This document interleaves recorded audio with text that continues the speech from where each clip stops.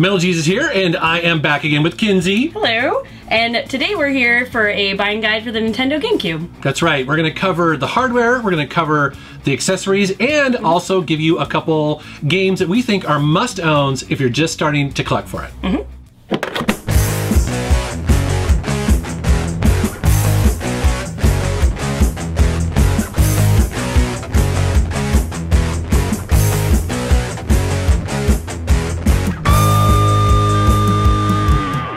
Okay, so let's talk about the hardware. Now, you brought yours here. This is my very special Spice Orange Gamecube, which came out in Japan only in this color. And in the US, there was other color variations as well. So we had the indigo, which most people think is purple. Yes, that's what I call it. But it's indigo. And it also came in platinum, which is silver, and black. And that's the colors that you most see when you're out at like garage sales or at retro gaming stores.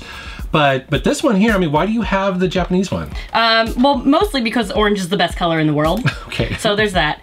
And also so I can play Japanese games. Now, what's really cool about this one is you have a little switch in the back of it. I sure do. It's modded, so I know it's a no-no, but it's modded to play Japanese and US games. Very handy, and that's a very clean mod too. That's awesome. Pretty awesome. That's cool. So, okay, so is there anything else that you need to know about the GameCube when collecting? Because there's two models of it, right? There is two models. When they first started doing the GameCube, they did it with two outputs on the back. So there's the standard AV output, and there's also the digital output.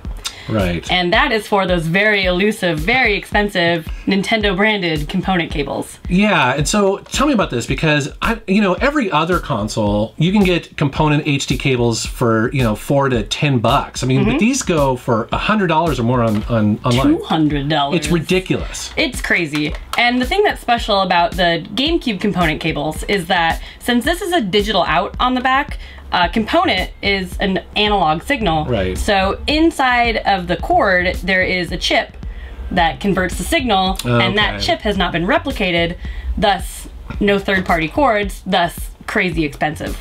So it's very good to know if you're out and about and you're like, say, at a garage sale and they happen to have one of those and it's really cheap, you should definitely pick it up because it improves the display quality on a new television like an HD TV. So a lot of people look for that. But But the other thing is too is that, you know, if you're starting out here and you have a bunch of GameCube games, you can play them on the Wii and get HD out through the Wii. So it's an option for a lot of people. Yeah. And in some cases a Wii, you might be able to find it cheaper. Yeah, absolutely. So, okay, so that's really the hardware. Is there anything else you need to know about it? I mean, is anything attached to the bottom? So there are all kinds of ports on the bottom of a GameCube. If you've never looked at the bottom of a GameCube, it is a puzzle in itself. But one thing that was common to use here was this is the network adapter that just fits right onto the bottom in one of those ports. And this was used for either online play, so like Phantasy Star Online or Homeworld, which only came out in Japan, which is adorable. Or you could also use it for, there's like the LAN adapter as well. And that was so you could do like multiplayer, Mario Kart, 1080 Avalanche, Kirby's Air Ride. There's a couple games that supported LAN play.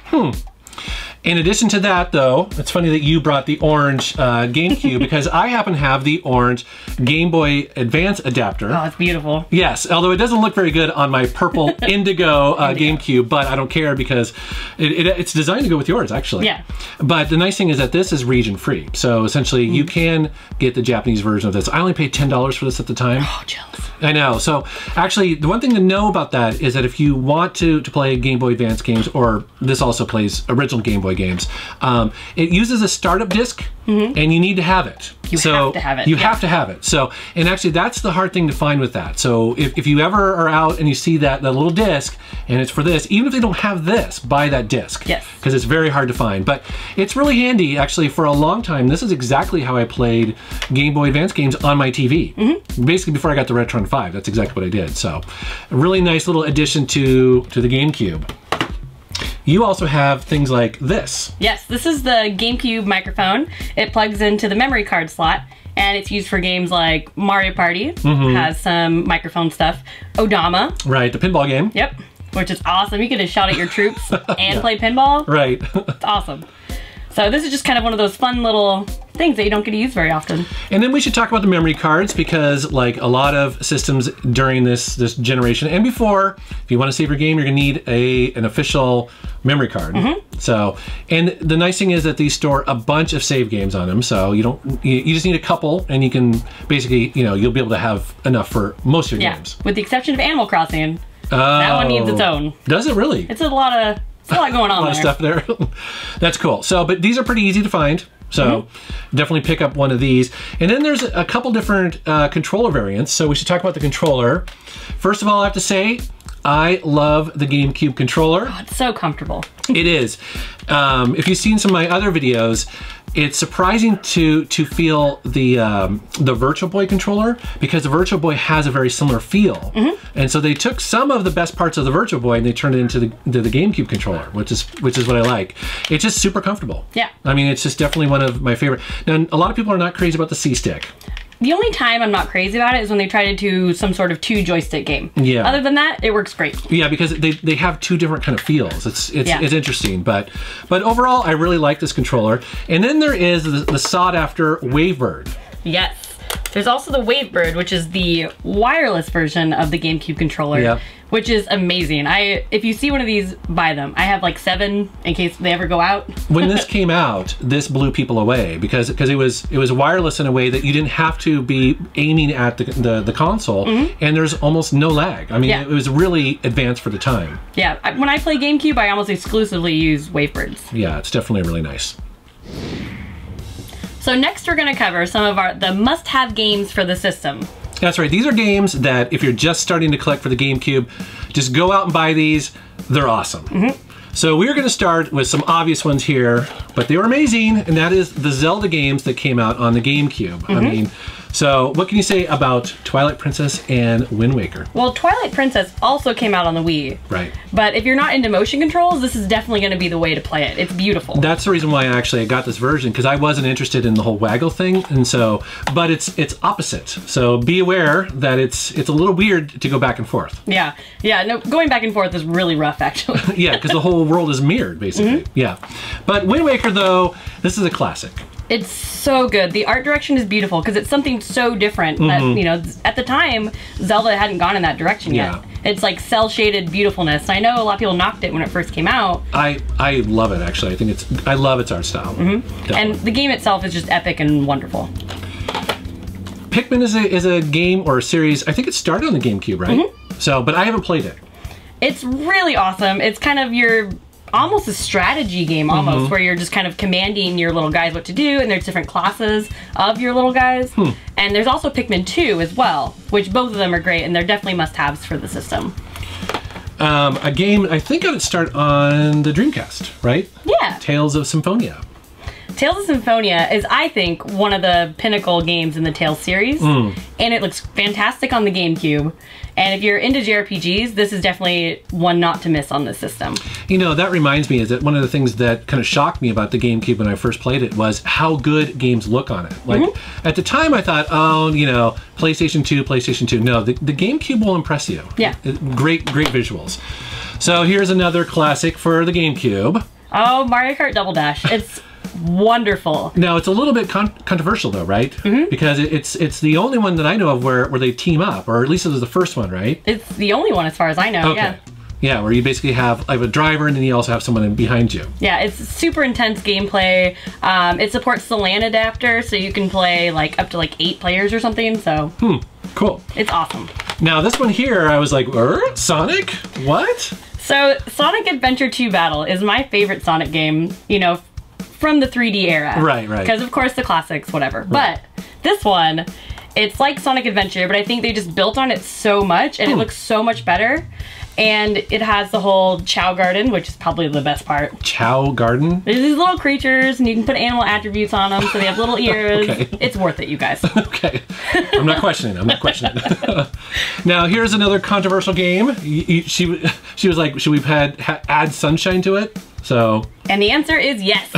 Sunshine is underrated, and I think people wrote it off too early in the life cycle, because this is the definitive Mario game on the GameCube. Now, okay, so before this, you had Mario 64, right? And so I think a lot of people are like, just make Mario 64, you know, the next one. Yeah. But this is something different. Yeah, it's very different. You're going through and cleaning up the world, and you're going to Delfino, and you meet all these other little creatures, and I think it's beautiful. I think they did a really good job. It's good to be different sometimes. Yeah, yeah, absolutely.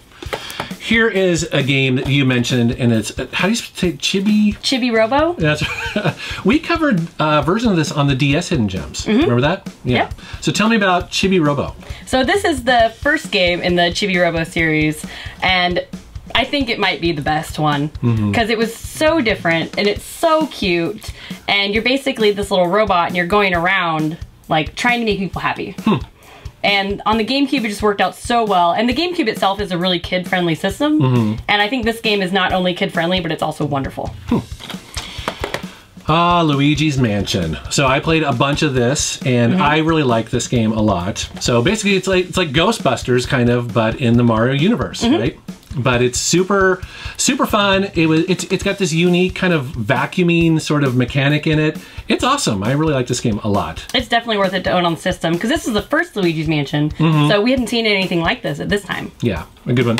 So in here, I was insistent that we add the Metroid Prime games. I have the first two here. These were pretty controversial when they first came out because Metroid, as you know, was a 2D platforming game, and it's great. And, you know, but then they converted over to first person, and the controls are definitely unique for this game. They're not like Halo or what you're used to. So there's a bit of a learning curve, but I really do love these games. The music's amazing. The level design is awesome. Definitely check these out. And in here, one of the best Star Wars games ever made. That's a bold statement. It is, but it's true. This is an amazing achievement, and it still looks and plays great today. It's all about classic Star Wars. I believe this was a launch title. I think so, yeah. And so an amazing sort of like launch on the GameCube. Highly recommended if you like Star Wars. All right, and next up we have a survival horror game. Yeah, I love this game. Yeah.